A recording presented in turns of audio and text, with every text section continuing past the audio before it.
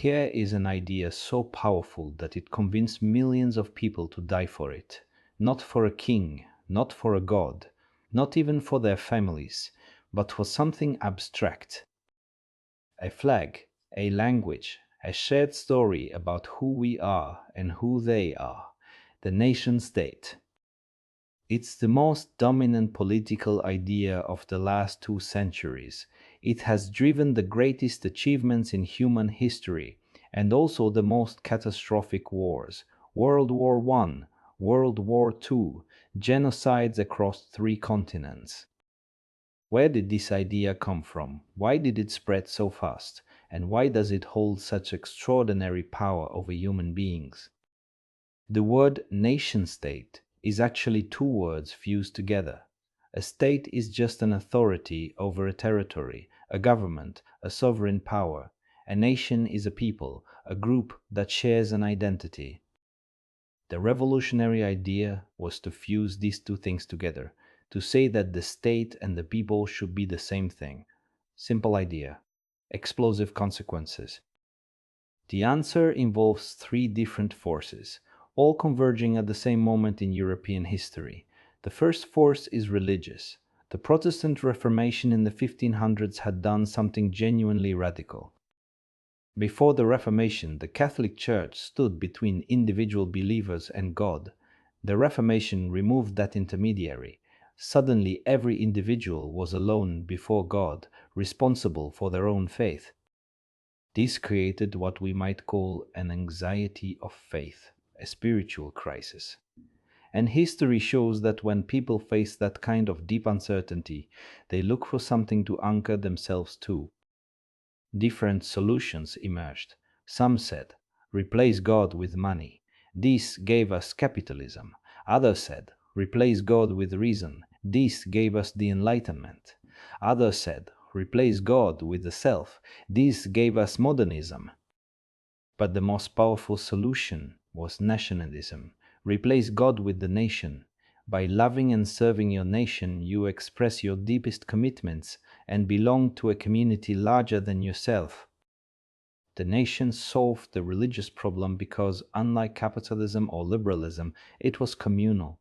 It didn't leave you isolated. It connected you to millions of others through a shared identity. The second force is economic. The Industrial Revolution created new problems. Industrial economies need markets and raw materials.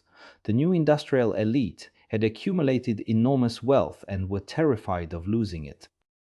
Under a monarchy, the king could take what he wanted. Under a nation-state, property rights could be constitutionally guaranteed. Nation-states were designed to serve the interests of the new capitalist class. The third force is social and cultural. The Industrial Revolution was a social earthquake. Millions of people moved from villages to cities. Everything familiar was suddenly gone. People felt unmoored.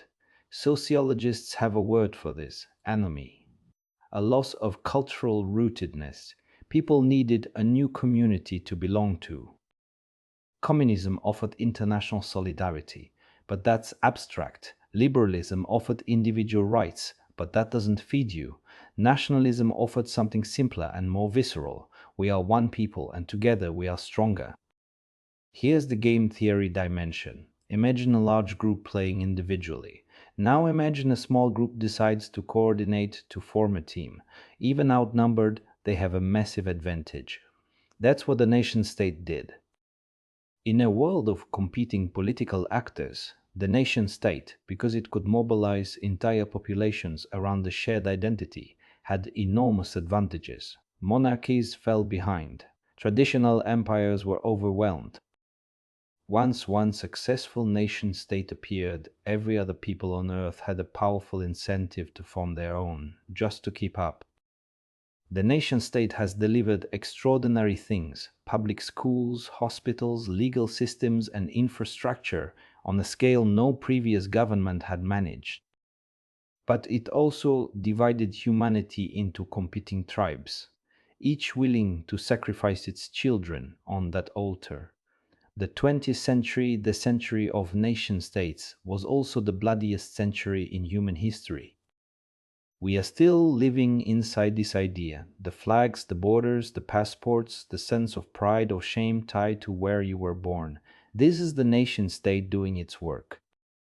Whether you love it or hate it, it is worth understanding where it came from, because the forces that created it, religious anxiety, economic self-interest, the deep human need to belong, have not gone away. As long as those forces exist, the nation state will keep finding new forms and new fuel. Thanks for watching.